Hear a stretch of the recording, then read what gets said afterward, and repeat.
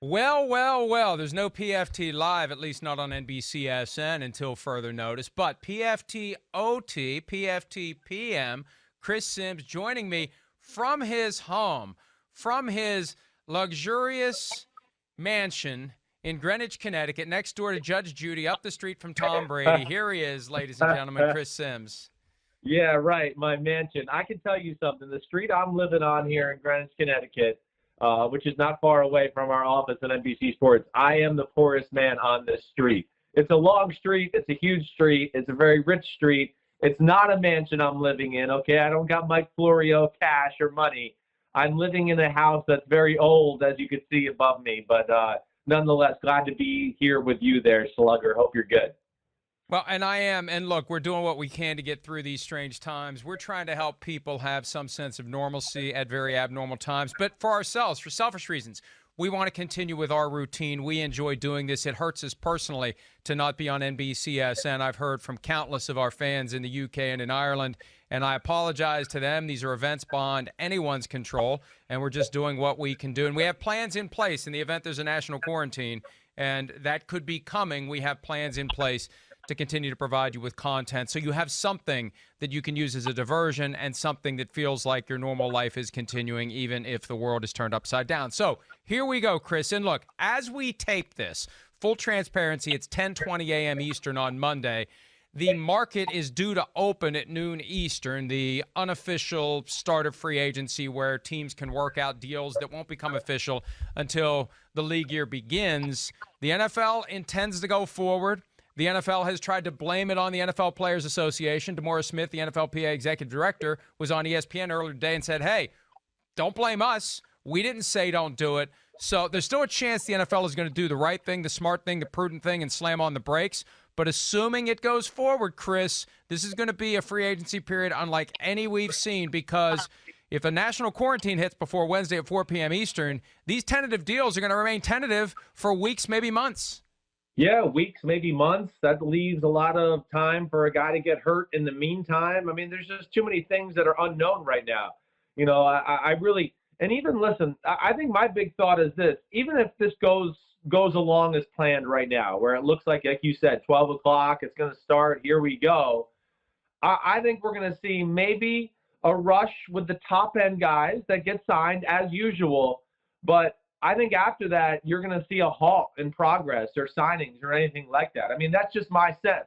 I just know, and I know I've texted you this throughout the weekend, people in the NFL are annoyed that free agency is continuing right now. I don't think everybody's out of the routine. People got kicked out of the facility. You know, people are all over the place, all over the country, stuck in certain cities, whatever it may be. I just think everything's a little unorganized right now. And I think everybody has a plan to what they want to do to be aggressive to start free agency. And then you adjust as you go through free agency, and I think that's when we're going to see a halt in progress right there.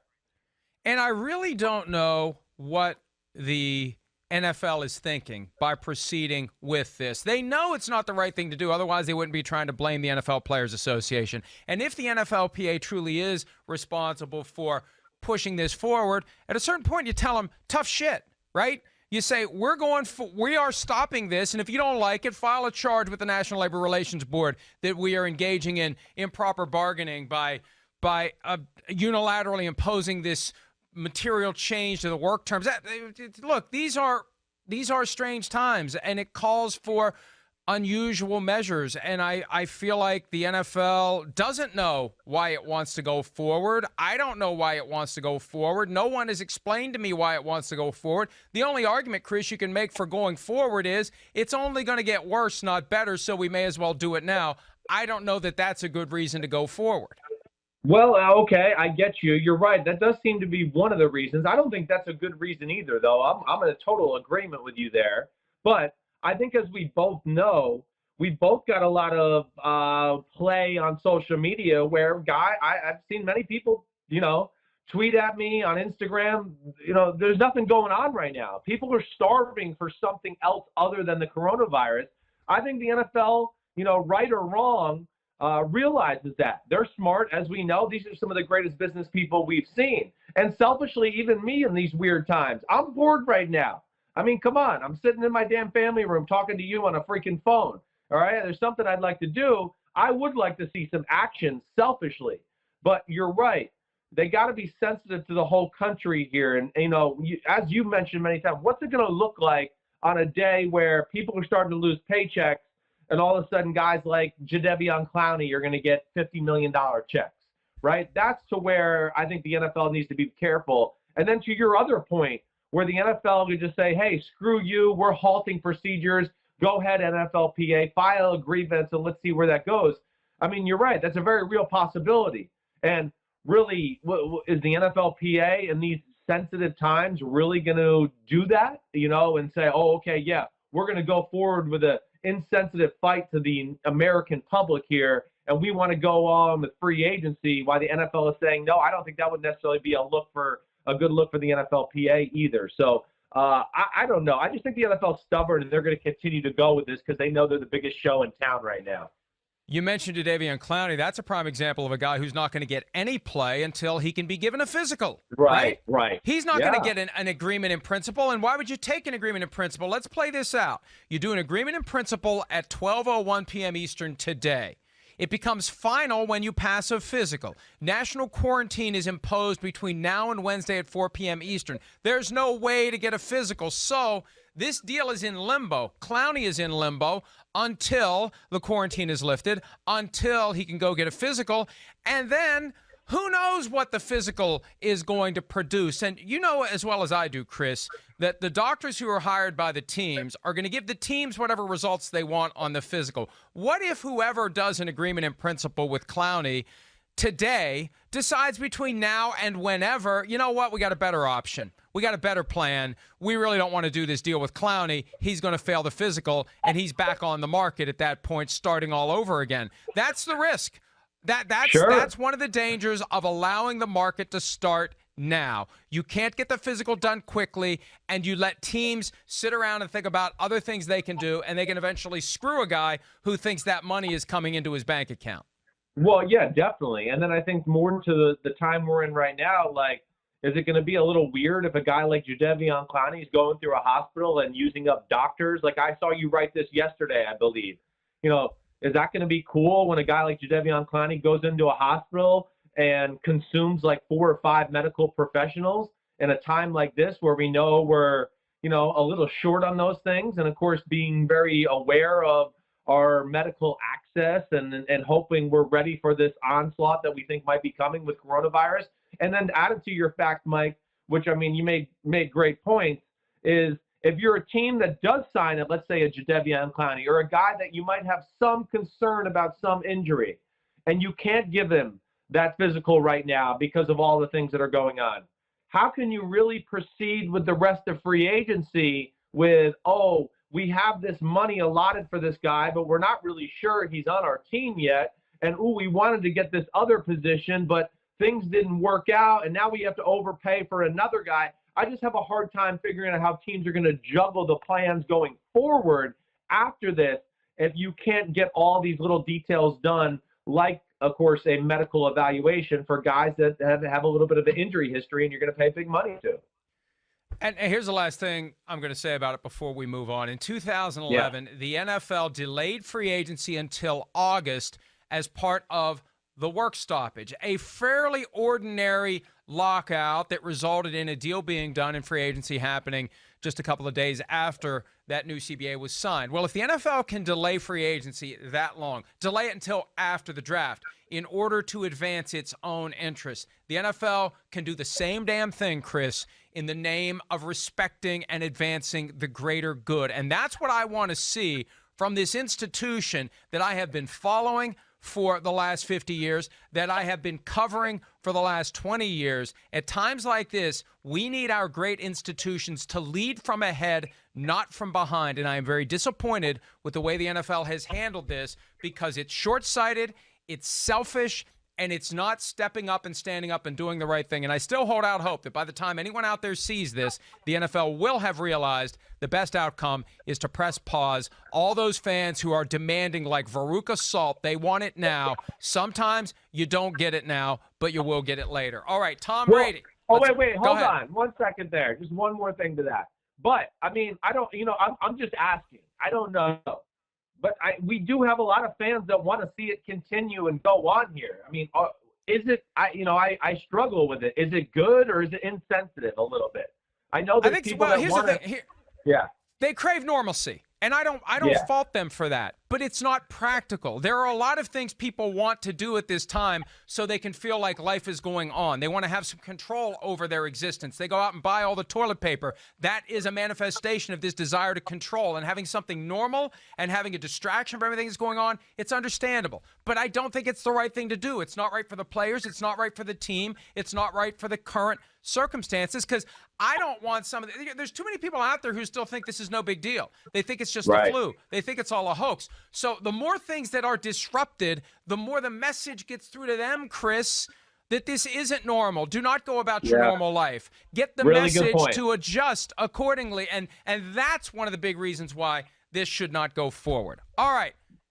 If it does go forward, hashtag Tommy, a.k.a. Tom Brady, becomes a free agent as a practical matter at 12:01 p.m. Eastern. That's when he can talk to other teams without it being tampering, work out a deal, exchange offers, tentative agreement, etc. So, Chris, summarize for us the turd you dropped into the Tom Brady punch bowl on Sunday regarding one of his potential destinations. Well, listen, you know I've been kind of in the know on this subject for a few weeks. I've had a lot of talk with all sides connected to the Tom Brady saga. All right. Yeah, I got an inkling a few weeks ago that the 49ers were certainly on top of the Tom Brady wish list, right? And it makes sense. Of course, the 49ers are one of the best teams in football. We know that. Tom Brady from San Francisco. So if he's looking to go somewhere else, that would have been the perfect spot for him. I understand that, But at this time, hold on a second. Is it breaking up? Should I slow down here? Should I start this over? You're fine. I hear you fine. Keep going. Okay, good. I just wanted to make sure. I saw my face on FaceTime here, and it was starting to get a little choppy there. But, I think that, yes, I found out this weekend that that was not going to happen. Now, I know you wrote on the headline, 49ers say no to Tom Brady. Hey, listen, I'm not so sure they said no to Tom Brady, but I certainly would think, yes, that's what happened. More or not, I'm assuming that because I did have the knowledge that Brady was, hot on the 49ers. So there's a lot of things that go into this. To me, the big thing is, what is the market for Tom Brady right now, right? I do think the 49ers were in the mix here for a little bit, but there's a lot of things on the 49ers end I think that people have to realize goes into this conversation too. If you're going to sign the Tom Brady and you're the San Francisco 49ers, okay, within doing that, you're also going to have to find a trade partner for Jimmy Garoppolo, right? And, I just don't know how far those discussions went, but you're certainly not just going to go, oh, we're signing Tom Brady and we're going to let Jimmy Garoppolo go out the door for nothing, a guy who you paid a lot of money to and just brought you to the Super Bowl. So there's a lot of different moving parts there to why it didn't work. I don't really know why it didn't work. But I know nonetheless it's dead and it's not happening. And now the big question is, yes, where is the market for Tom Brady? I know the Tampa Bay Buccaneers are interested in Brady. I don't know what Brady's feel is for the Tampa Bay Buccaneers. And then, of course, is there another team out there that we just don't know about, or at least I don't know about? Now, let me back up a step, right? Because if the 49ers truly view Tom Brady as an upgrade to Jimmy Garoppolo, why do you have to have a specific plan in place for what you're going to do with Garoppolo other than to not have Garoppolo and Brady on the roster at the same time, both consuming huge cap charges? I mean, you want to get Garoppolo off before you get Brady on. You could agree to wait a while to finalize the Brady deal to do something with Garoppolo, but you have until April 1 to pull the plug on Garoppolo and avoid any guarantees for 2020. I just think that if you decide Brady's your guy, you deal with Garoppolo separately. I think the end result here is they looked at it, they studied it, they considered it, they thought about it, and they decided Garoppolo is their guy, not Tom Brady. I think that's fair. I don't know the answers to that, but me just being in football my whole life and knowing, people I know throughout the league and things too, I think you're spot on there. I think the other thing to, take into account here is, okay, if you do think Brady's the guy or great, still you might only have 1 year with him, right? And there's some risk in that alone, let alone to let a guy like Jimmy Garoppolo just, go for free or maybe not the price you asked for. And we know he's kind of just starting or hitting the prime of his career where he's playing and getting used to the NFL and getting real reps. So I think that has to be taken into account too. You're only going to get Brady for 1 or 2 years, 2 years at the most here, I think. And to just sell Jimmy Garoppolo down the road and say, oh, hey, see you later. It doesn't matter. We got Tom Brady. He's better right now, and we want him. I just don't think it's as easy as that. And to what you said, to push it off, I mean, as we know, this information always gets out, right, which would then lower the value of maybe a trade Jimmy Garoppolo got. And then also it's hard to go further along in your free agency and draft proceedings a little bit because you don't know how things are going to shake out there too. So, again, I know it's an interesting topic, but I think at the end of the day, the 49ers realized they were better off with Jimmy Garoppolo, and they're going forward with him. So what is it down to then for Tom Brady? I saw Shefty last night on Twitter with a clip from SportsCenter saying that it doesn't look like he's going back to the Patriots, and we're getting to the point where teams that have been laying in wait can make a run for Tom Brady. Well, we've heard from time to time teams that may be interested, but as of right now, Chris, and as you said yesterday, it looks like it's just the Buccaneers and the Patriots. Who else is out there that we should be thinking about that maybe we aren't? Yeah, right. I mean, and I have no feel or inside knowledge about how much Brady loves the Tampa Bay Buccaneers. Like I said, I do know that they are interested in him.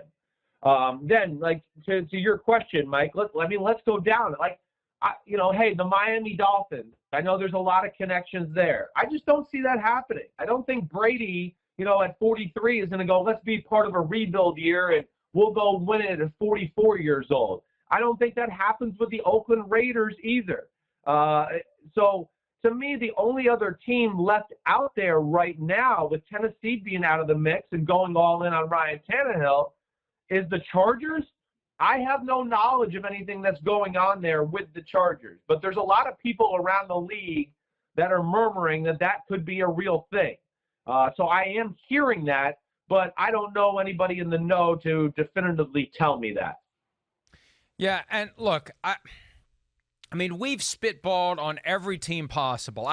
I've suggested, hey, maybe at some point Jerry Jones is going to become exasperated with Dak Prescott and decide he'll go after Tom Brady instead. The Cowboys, by the way, as expected, have applied the exclusive franchise tag to Dak Prescott. They could trade him, I assume, if they would wake up and say, we just don't want to sign this guy to a long-term deal on his terms, but that's not looking likely. That's not looking likely. I look around, though, and it's Buccaneers, Chargers, maybe the Raiders, maybe the Dolphins.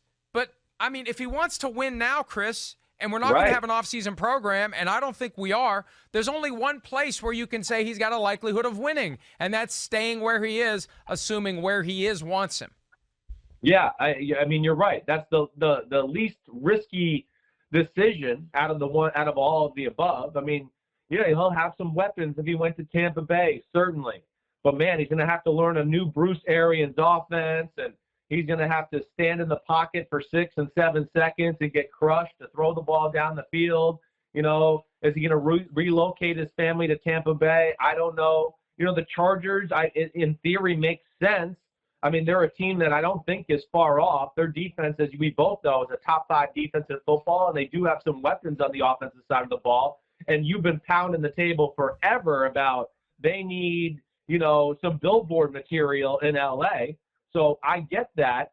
The thing I find most interesting about what Shefty said yesterday, and again, Schefter I got the ultimate respect for him. He was doing that report on ESPN yesterday with a Michigan helmet behind him and a Tom Brady figurine behind him, okay? I mean, to me, that kind of is like, hey, I might know something that you guys don't know, okay? And then within that, the biggest thing I took from what he said yesterday is, why does anybody think a deal is going to happen with the New England Patriots?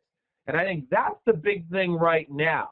Do the Patriots want him? They're giving signals right now that they're certainly not like, oh man, we got to sign Tom right now, or, we're ruined for 2020. They're not doing that. They certainly don't seem panicked, and we don't really have a feel for how they feel about having Tom Brady back or not. And I just don't know where that goes.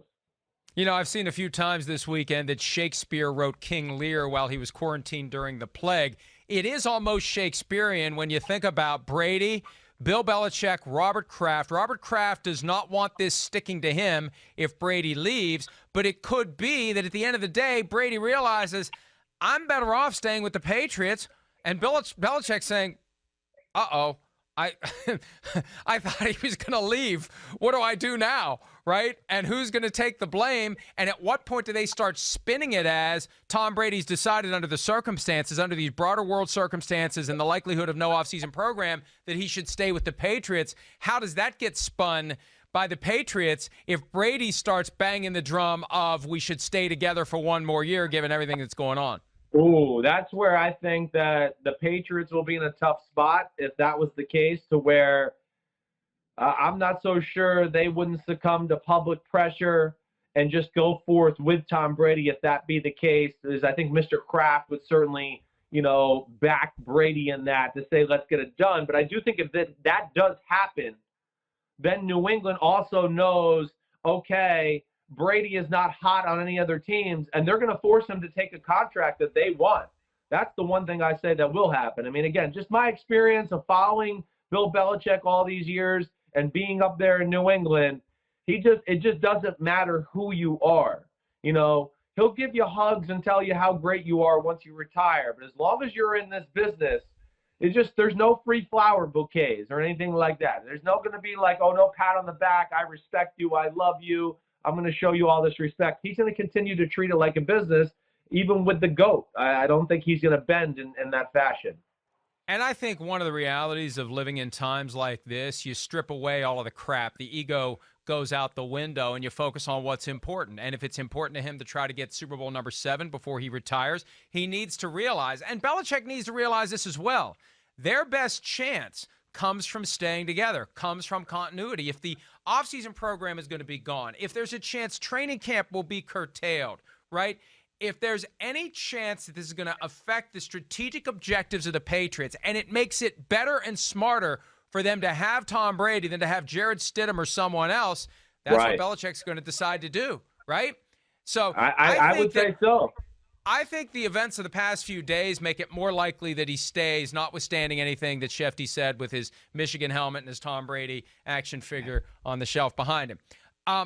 Now, one of the theories I had regarding the 49ers would be to keep Jimmy Garoppolo for one more year, and if it doesn't work, go get Kirk Cousins next year. Well, that won't happen without a trade, because the agent for Kirk Cousins, Mike McCartney, announced earlier today on Twitter that Cousins has agreed to terms on a 2-year extension, extending his stay with the Vikings through 2022. He's under contract for 3 more years. I'm told, Chris, this deal creates $10 million in cap space, dropping his cap number from $31 million to $21 million. It's a real extension, $66 million guaranteed. That's another $40 million guaranteed beyond what he was due to make this year. So the Vikings are extending the relationship with Cousins. They're all in with Cousins, which tells me they're all in with Mike Zimmer, which tells me they're going to keep doing what they've been doing the past couple of years and hope that they can put a formula together that allows them to get to a Super Bowl and win it. Your reaction to the news that the Vikings have decided to commit to Kirk Cousins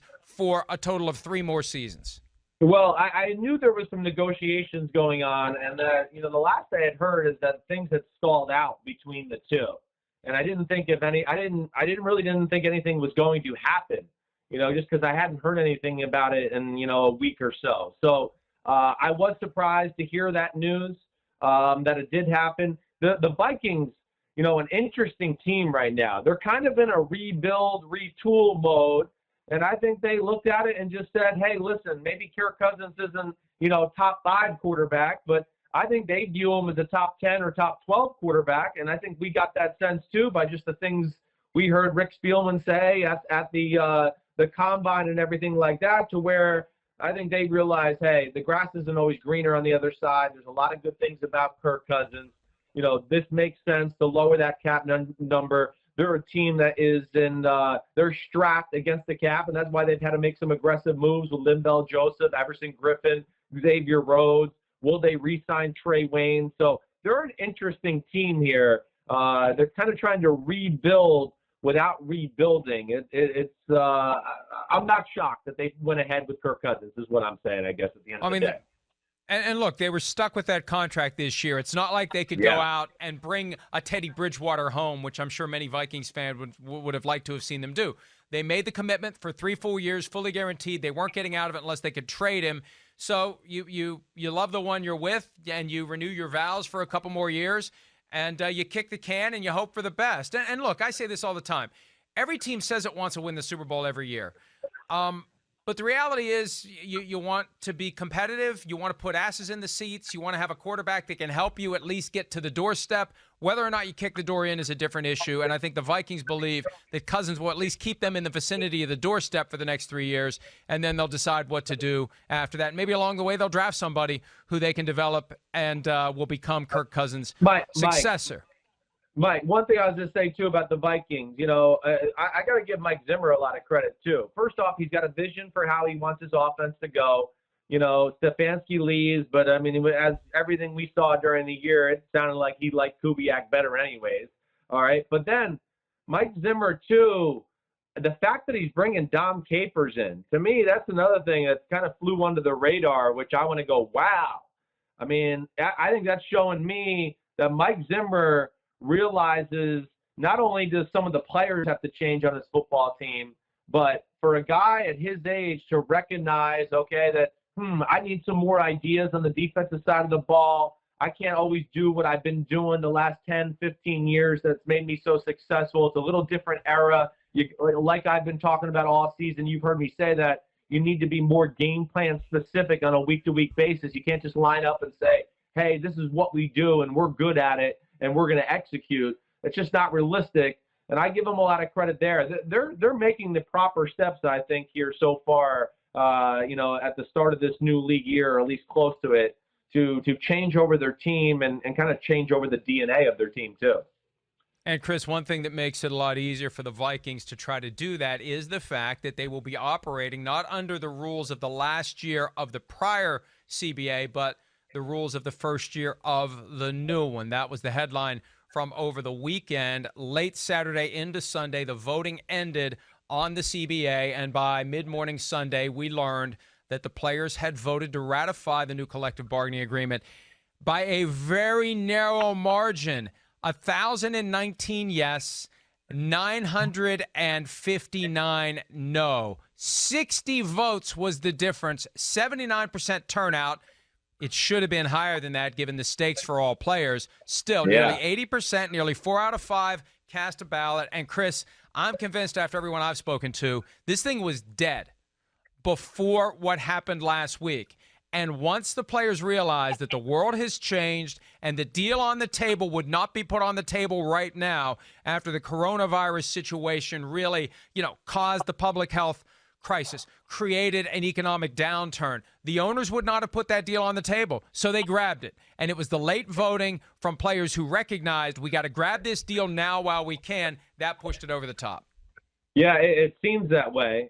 First off, didn't we bet a steak dinner on how close this would be? I think I'm like 2 or 3 dinners in the hole, but I thought we bet a steak dinner on, how close it was going to be. And I think I won that vote, just to let you know, just to remind you. Let me tell you, once life gets back to the point where we can actually go out and have a steak dinner, I will buy you an entire side of beef. All right. So, sorry, Kristen. Kristen's got to bleep that. But hey, I can't wait to buy you all the steak dinners because that will mean that a lot of things have turned out the right way. I'm with you there. I look forward to those days too. But I do agree with you and heard the same things that I think, yes, the corona scare and everything that's going on in our world certainly swayed votes in the favor of yes. And, ultimately, hey, are there things that I don't love about this new CBA? Certainly. But as an ex-player and somebody that always seemed, I always favor the players, as you do.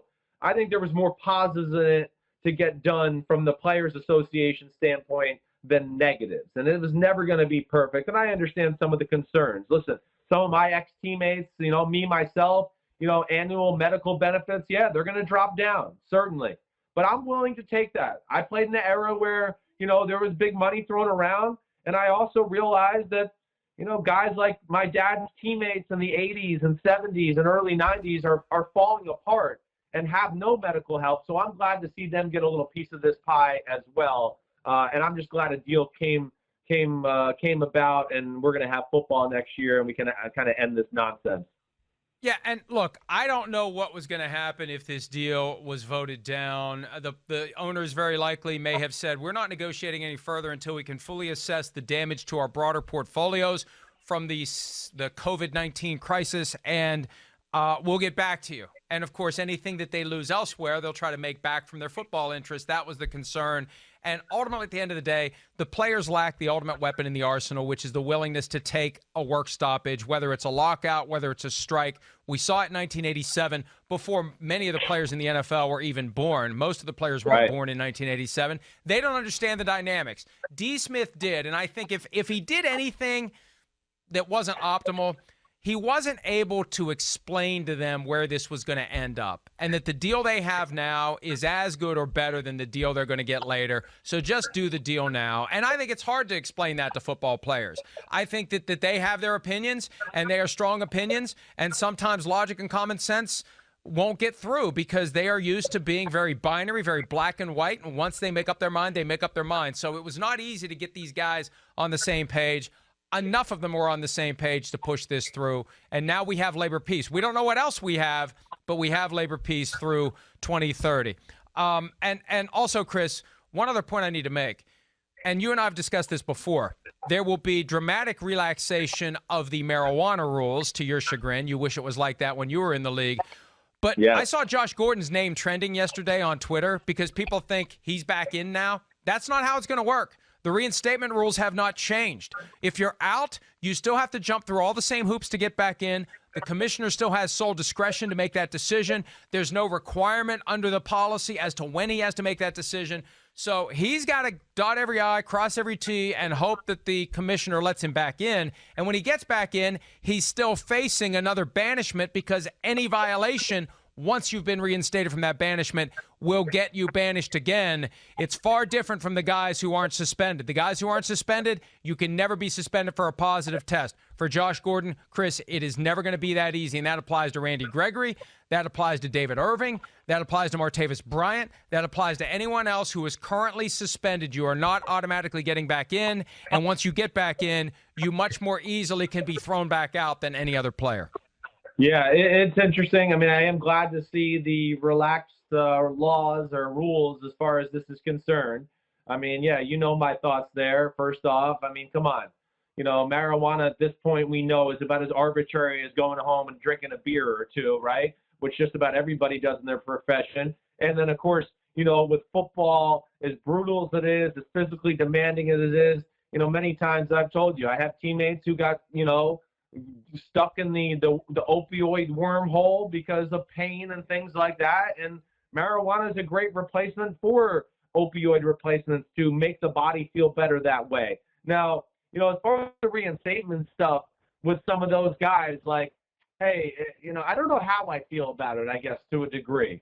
One, all right, for a case like Josh Gordon, there's a lot of things there to where he's had a lot of issues, and he's said this himself, to where, yeah, I do feel like somebody's got to protect him here when you've had this many issues go on through your life, and the NFL wants to see him go through it. But, some of the other guys, I don't know, I guess I feel a little weird that they have to go through this whole process and nobody else is going to have to go through it, ever again, really.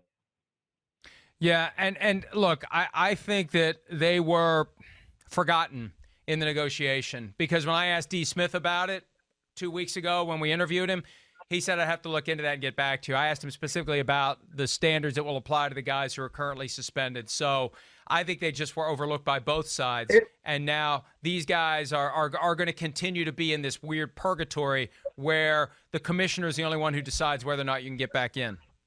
Yeah, I mean, it seems like that. And I would hope that the NFLPA would argue, like, hey, listen, the guys where it's just strictly marijuana, all right, let's just let them back in. Let's do it. Now, if there's the guys who have had other issues to go along with it and maybe more serious drugs, all right, and other issues that way, then I understand maybe a delay in the reinstatement and reevaluating, because we got to help these guys out too. And as we know, some of these drugs can just be so addicting that they can overtake human beings that way. So I wish that just the purely marijuana guys would just be allowed in, and we'll do a little more research on the guys who maybe have more severe problems than that.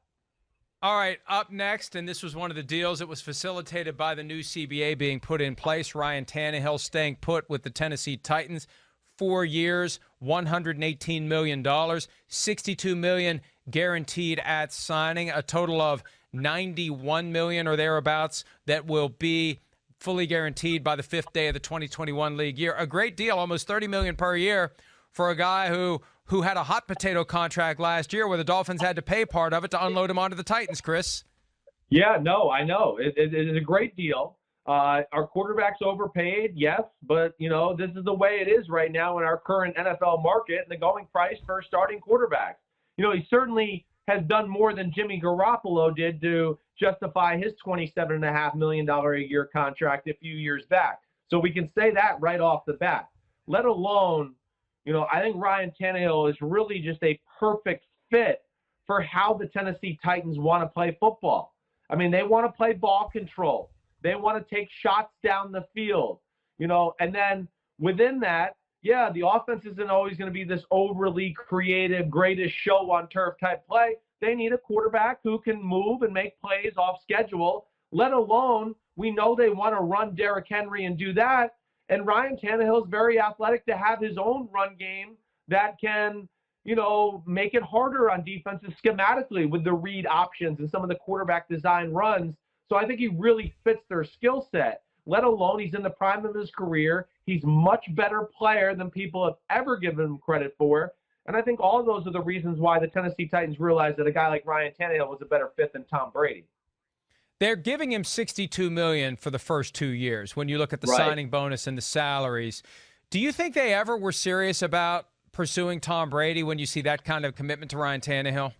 I don't. I think that they probably, John Robinson, Mike Vrabel, them being from New England, I'm sure they tossed around the idea a little bit. Even with ownership, it is Tom Brady. He could light Nashville on fire as far as excitement goes.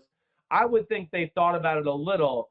But again, the risk reward to bring a guy in who's 43 yeyears old, who might only be there for 1 year, or let's say he pulls a hamstring in week 1 of the NFL season, then you're going to cut, and everyone's going to be like, well, you didn't sign a good backup? You're stupid. He's 43 years old. I mean, how did you not expect that? So I think all of those things, and just realizing how talented Ryan Tannehill was, the year he had and everything, yeah, it makes me believe that it was thought about, but I don't think it was real serious there in Tennessee.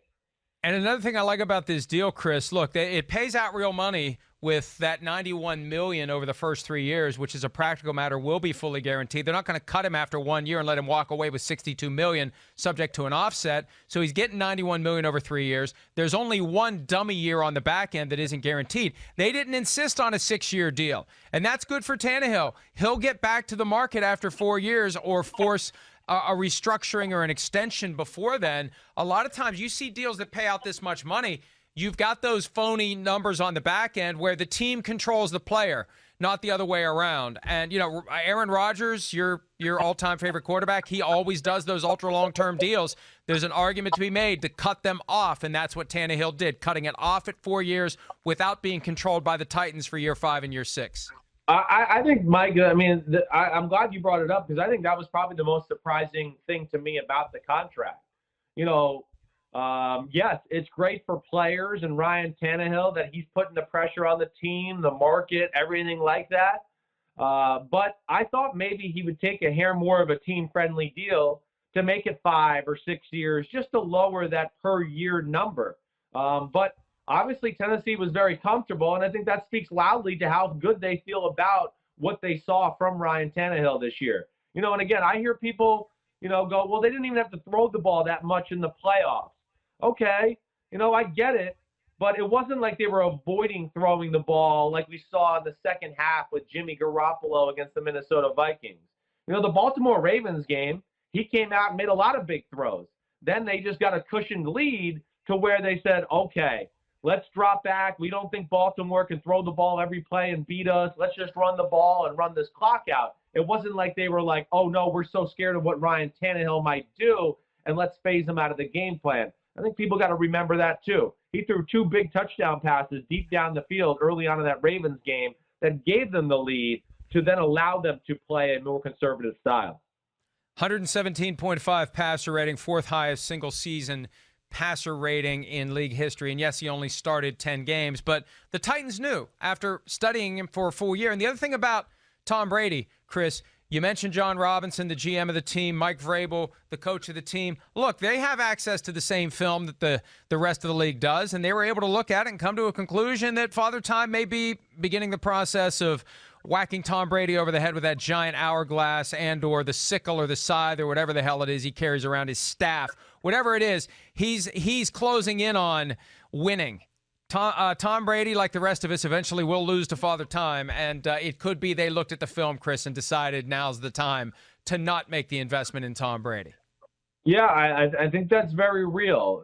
Again, I will go back, and then, just we talked about the formula in which the Tennessee Titans play, and yes, I don't think that's conducive to a guy like Tom Brady at 43 years old.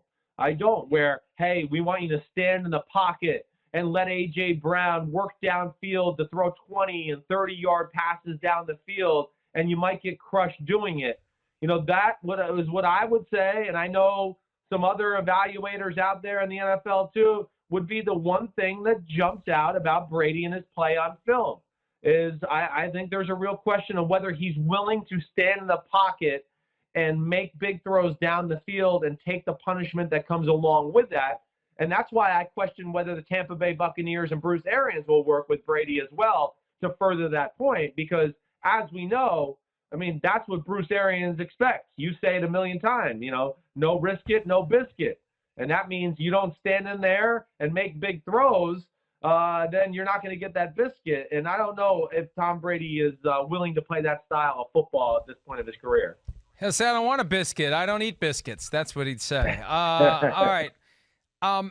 Because the Titans were able to do a deal with Ryan Tannehill, they had a franchise tag available. And there was a thought yesterday, very, very briefly, that maybe they would try to get Derrick Henry signed so they wouldn't have to use the franchise tag on the running back, and they could tag Jack Conklin, their right tackle, who's about to hit the market. And I think he's going to be the first guy we hear has agreed to terms with somebody after noon Eastern. But Henry has been tagged, so Conklin will be free. Your thoughts on the decision to apply the franchise tag to Derrick Henry? Yeah, well, I think it's, a no-brainer. You got to do it. He's one of the most talented offensive players in football with the ball in his hand. And then as we talked about, he just fits the mantra and the theme of how the Tennessee Titans and Mike Vrabel want to coach and play football. So not surprised by it at all. I would expect him to get franchise tagged. And you're right. The Jack Conklin thing is going to be very interesting. I think there's a lot of teams interested in his talents. The big thing being the right tackle market right now, of course, in free agency, it's not that special. To me, it comes down to 3 names. Conklin, Brian Bulaga, and maybe DeMar Dotson, the free agent from the Tampa Bay Buccaneers. Those are kind of the cream of the crop at that position as we stand here right now. And Conklin is a lot younger than those other 2 guys and in the prime of his career. I would honestly say I think Bulaga is a better player as of this second over Conklin. But I think, Bulaga's age and has a little bit of an injury history will therefore make Conklin the number 1 right tackle target on free agency. And a guy where, Mike, I don't think the what do I want to say? The medical evaluation will be as important with maybe as some other guys. He's had some injuries, but I think they're the type of injuries that people will be able to live with the offensive tackle and not have to have the most stringent medical, physical we've ever seen. Again, I think Conklin is going to be one of the first guys to have that deal. He's represented by Drew Rosenhaus, who had a deal in place with Trent Brown to jump from the Patriots to the Raiders minutes into the negotiating period last year. I think history is going to repeat itself unless the NFL presses pause, or maybe the teams press pause, or at least go a little more slowly because of this reality everyone's trying to digest. All right, another franchise tag that we expected, although both sides were trying to work out a long-term deal, so the tag would be available for receiver Amari Cooper. That's in Dallas, Chris, where the exclusive version of the franchise tag has been applied to Dak Prescott. He was offered a $33 million a year deal back on March 2nd. He didn't accept it, obviously. He'll make anywhere from $31 to $33 million this year under the exclusive franchise tag. It's going to be ultimately the average of the 5 highest cap numbers at the quarterback position for 2020 based on what those cap numbers are sometime around a week before the draft. So it's subject to change. New contracts may drive it up, may pull it down, but he's going to get huge money for 1 year, and for now he's opting to play on that 1-year deal with the big money, with a possible 20% raise next year, and not trade that in for whatever the Cowboys have offered on a long-term contract. Yeah, I mean, this is pretty rare. We don't see this a whole lot, certainly, and I think, as you know, I'm a huge fan of Dak Prescott. I really am. Again, do I think he's Deshaun Watson or Patrick Mahomes or Lamar Jackson? No, I'm not going to, or Russell Wilson. No, I'm not going to put him in that class. But you could certainly argue he's that next tier down, quarterback 6 through 10. He certainly can be in that conversation, let alone, I think here's one case where there is true value to this guy, and all the other things he does off the field. I mean, listen, no matter who you talk to, and I talk to in Dallas, or anybody knows anything about what's going on there, man, is Dak Prescott loved.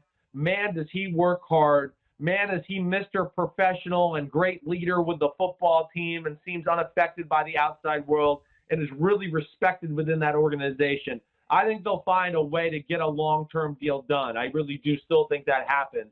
But Amari Cooper, Mike, that's where this is going to get dangerous, I would expect.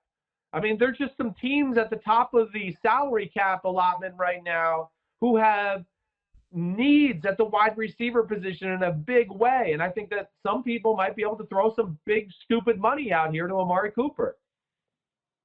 Yeah, I agree with you completely. And it reminds me of, I don't want to say the arrogance. I think it's more the naivete of Stephen Jones last year when he joked about watching Amari Cooper film while the Cowboys' first-round pick that they gave up to get Cooper was on the clock. Because, look, when you use a first-round pick on a receiver, you get him for 5 years, and you get him for not a whole lot of money for 5 years. What the Cowboys did was buy the back end of Amari Cooper's 4th overall pick in the draft contract with a high 5th-year option. They paid him a lot of money. They haven't gotten an extension, and now he's going to potentially walk away, and all they're going to get is consideration next year for compensatory draft picks. And between Amari Cooper and Byron Jones, if both of those guys leave, then, hey, great, they'll be in line for some compensatory picks. But that first-round pick ultimately was pissed away for a season and a half that resulted in 2 playoff games, 1 playoff win, and an 8-8 record in 2019, the year that they paid out $14-15 million under his 5th-year option. Yeah, well, no, they're stuck. They're in a tough spot. And yet you brought up Byron Jones. I don't know how they can keep him. I think when all said and done, Byron Jones is going to be in this combo for the highest paid corner in the history of football. So I expect him to be walking out the door. And, maybe Dallas knows something we don't with Amari Cooper. The one thing we've heard, and I'm just throwing this out there for talk for you and I, how much Amari Cooper loves the Dallas Cowboys. And I think that's real. And I think it's important to Amari Cooper, just, seeing the way he is as a human being. I've interacted with him a few times. I do think, being in a spot where he's comfortable and feels appreciated and does feel like, he's in a good spot for his life or whatever is an important subject to Amari Cooper. He made a lot of comments like that last year after he got comfortable in Dallas, to basically say he wasn't comfortable with the Oakland Raiders to be himself. He wasn't enjoying the sport. So maybe the Cowboys know a little more something than we do. But if I'm the Cowboys, man, I'm worried about the Buffalo Bills swooping into town. The Miami Dolphins with stupid money might be going, hey, we're going to drop the quarterback. We'd like to have a big-time receiver here to get this, going in the right direction. The New York Jets, when are they going to give Sam Darnold some legit weapons? They could be involved there, I just think. So it is very risky to see what happens here as far as the Dallas Cowboys are concerned with Amari Cooper. Yeah, and look, I don't know how this team feels like it's in the Super Bowl window when it's going to let Amari Cooper and Byron Jones both walk away in free agency. That's not how you get yourself in position to try to win a championship. And they can only blame themselves, Chris, for misplaying the Dak Prescott situation, because they could have signed him for a hell of a lot less last year than they're going to have to pay now. And that's why we say to the Chiefs and Patrick Mahomes and any other team that has a quarterback that it's going to eventually sign to a long-term deal, the sooner you do it, once you know he's your guy, the sooner you do it, the cheaper it's going to be. So why in the hell are you waiting? I don't know either. I mean, I feel like they knew this was their guy for a long, long time. And I don't know. Maybe Dak Prescott's been driving a hard bargain. I really don't know what the holdup here is with the negotiation in general. I would imagine Dak Prescott probably wants $35 million a year. And if I was the Dallas Cowboys, I'd just say give it to him and get on with this. All right, we got a little bit more to get on with before we wrap this up. We've been going for over an hour already, Chris, but it's good. We've hit a lot of topics, important topics as free agency approaches, and other franchise tags that have been applied. And one I want to talk about first is Shaq Barrett, Buccaneers. Number one, because it keeps him off the market, and I think he'll stay with Tampa Bay, possibly playing under the franchise tender. But it also means Jameis Winston with 5,109 passing yards, but also 30 interceptions last year, hitting the open market. So the Buccaneers keeping their top defensive player and possibly saying goodbye to the quarterback they thought they were building their future around. Yeah, well, makes sense. I think the big thing with Shaq Barrett, he was no doubt the best player on their defense last year. JPP's a free agent, and Ndamukong Suh's a free agent. So they don't want to let too many of their starting defensive linemen walk out the door. And, again, I have a lot of people going, oh, is this guy worth the franchise tag money? Yes, I do think he's worth the franchise tag money. He's a really, really good football player. Am I really sitting here ready to state that he's a star? No, I'd like to see another year. But I think he has star potential without a doubt. When you just look at the way he plays, his physical traits, you go back to watch his film in Denver, he was phenomenal there. Just didn't get to, play and be a starter. He was stuck in a tough position there a little bit. But I totally understand them franchise tagging him. I think he's a guy, listen, I don't think it's going to be 19 sacks a year, right? I think this is maybe the greatest year of his career. But I do look at him and go, oh, he's very capable of consistently getting double-digit sacks every year, 10, 12, 13, 14 sacks. He is capable of that. And, ultimately, I didn't expect the Tampa Bay Buccaneers to franchise tag Jameis Winston. Yeah, I didn't either. And we'll see how it plays out. I was told a couple of weeks ago that there are a couple of teams that didn't even want to begin to think about kicking the tires on Jameis Winston until they see whether or not he'd be tagged, because from their perspective, it was inconceivable that the Buccaneers wouldn't find a way to keep him. If that's true, then there may be a market for Jameis Winston, but I will believe it when I see it, Chris. And look, I like the positive, but the negative outweighs the positive in the opinion of Bruce Arians and apparently in the opinion of others. Well, yeah, that's right. I mean, he's scary, but I'll say this much, Mike. Man, has his name come up a lot to me, really ever since the NFL Combine to now, with certain coaches I've talked to around football, where they just go, oh, man, I'd love to get my hands on Jameis Winston, because all coaches think they can fix a guy, yep. right? And they see the talent. They all think they can get rid of the bad that you just talked about. There is a lot of people who, like we've talked about for the last 2 years, that watch Jameis Winston and you watch a good game and you go, that's one of the 5 best quarterbacks in football. Unfortunately, the next week he could play a game where you go, that's the 30th best quarterback in football. And that's the issue there. But I do think there'll be somewhat of a market for a guy like Jameis Winston. And I still think Tampa Bay is certainly in the mix too. But, does the old Johnny Gruden out in the Oakland Raiders bring out Jameis Winston. I know he always loved him coming out in the draft and even his time visiting him down there in Tampa. I would think there's going to be some play for Jameis out there. And ultimately, I still think there's a good chance he ends up back in Tampa, which I want to talk about more, but I'm not – are we going to go – can I talk about that more? Yeah, let me say this, though, about Winston and Tampa. Yeah. I mean, and you mentioned the no risk it, no biscuit mantra from Bruce Arians earlier in relation to Tom Brady. How do you reconcile that with Jameis Winston having 30 interceptions? And as I've pointed out before, when Carson Palmer was with Bruce Arians the first year, he had over 20 interceptions. Peyton Manning, as a rookie with Bruce Arians as his quarterbacks coach, had a record number of interceptions. The record still stands for rookie interceptions. So, I agree with you. There are coaches out there, inevitably, and usually it comes up when it comes to character flaws, but there are coaches who think that I know how to fix a guy. And whether it's John Gruden or anyone else, there's going to be quarterbacks coaches who think, I know how to fix this guy. I know how to get him to not try to make those superhuman plays where it all just kind of blows up in his face. And if we can iron that out, we've got ourselves an all-pro quarterback. Yeah, yes. And you're right. I think there's a lot of coaches that think they can. That's just the way they are.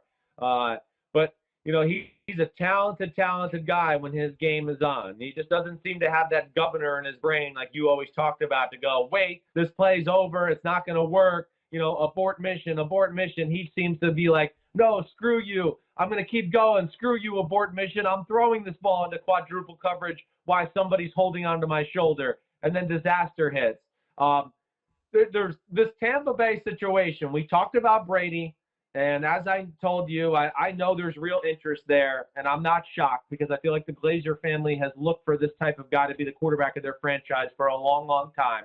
And I think they would like that for all the reasons you talked about, marketability, billboards, whatever it may be. That would be huge for the Buccaneers organization. I do think Phillip Rivers is very much in the conversation down there in Tampa too. And I do think his style of play does fit Bruce Arians. I mean, he is a no risk it, no biscuit type guy and will stand in the pocket.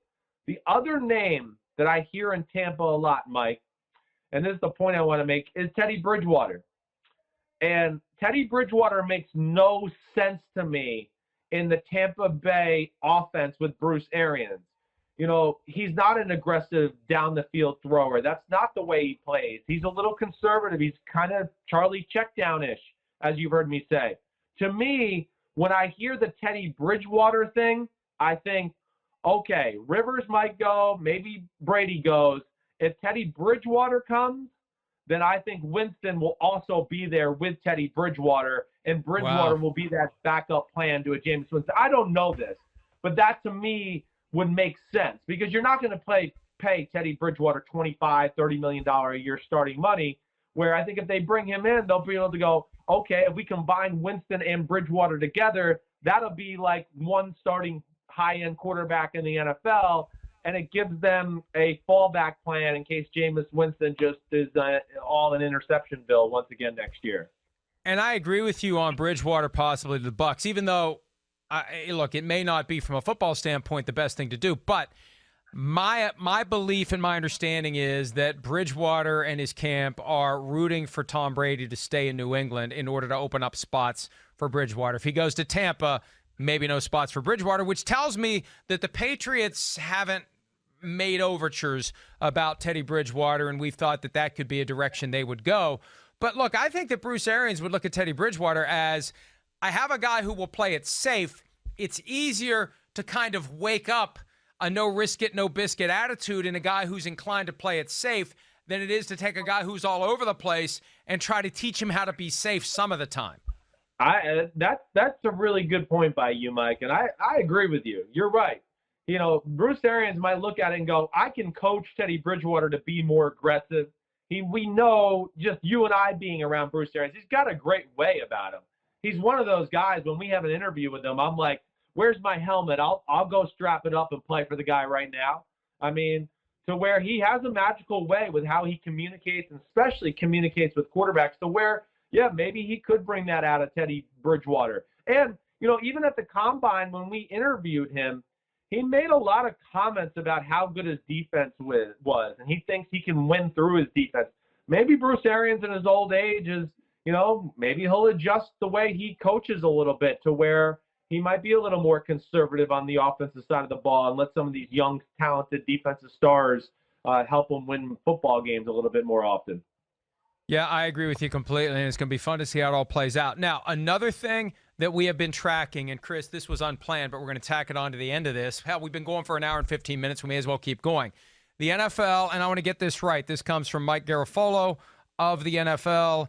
The NFL will proceed with the draft on April 23 to 25, but will cancel public events in Las Vegas. The league is exploring innovative ways for how the process will be conducted. Ultimately, look, here's the thing. April 23, there aren't going to be any sports between now and then, unless knucklehead Dana White keeps conducting UFC events, which somebody needs to tell him to stop it. Stop it now. Even if UFC continues, major sports will not. April 23 will be the return of sport. It'll be the draft, and it will be bigger than ever. All they need is Roger Goodell sitting in a chair, slippers and a pipe and a newspaper and his dog and a crackling fire, reading off the names one after another, and it'll be the most watched draft of all time. Agreed. You're right. I'm starving already, and it's only been a few days without sports, okay? So, yes. I mean, if that happened, you're right. We don't need much. Just have them say the picks, show us some highlights of these players, and we'll all be tuned in. And, yeah, if it does come to that, I'd like to see them do something creative with Roger Goodell. Like, maybe he's sitting in the middle of that Bellagio fountain just all by himself with, like, an NFL logo behind him. I talked about last week, I'd love to see him, like, on top of the Empire State Building or, like, on the top of, like, the Freedom Tower here in New York City. And he just got an unbelievable view with the NFL shield behind him, and he just do it like that. Whatever it is. But I know by that time, if we have no sports by then, we will be starving as a country for some action, and it's not going to take much to get us all to tune in. And I think we'll all realize that the people who show up are just props. It's background. It's aimed at making us all think it's a bigger deal than it really is, right? And yeah, maybe that draws in a few thousand extra people who think, wow, if all those people are watching it and they're there, maybe I should care about this too. But this is going to be, I'm not going to suggest it's not going to be Super Bowl level ratings, but we need to project forward 6 weeks from now. We're already going stir crazy without sports. You draw it out to April 23, and that's the event, and it will be built up, and that's our diversion, that's our oasis, that's our distraction from all this other crap. I think it could be – no, I think it will be the biggest draft ever from a rating standpoint. The question is, how big will the ratings be?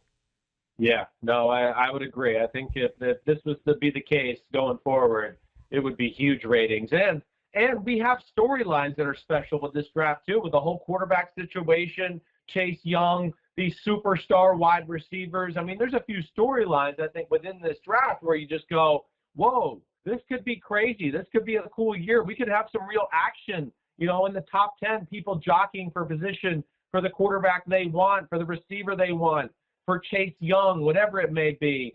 It has the potential to really be a really cool draft. All right, let's call it there for now. We don't know how the coming days are going to play out. There is a growing possibility of a national quarantine. I don't know what the rules would be. We are making plans here so we can continue to bring you content.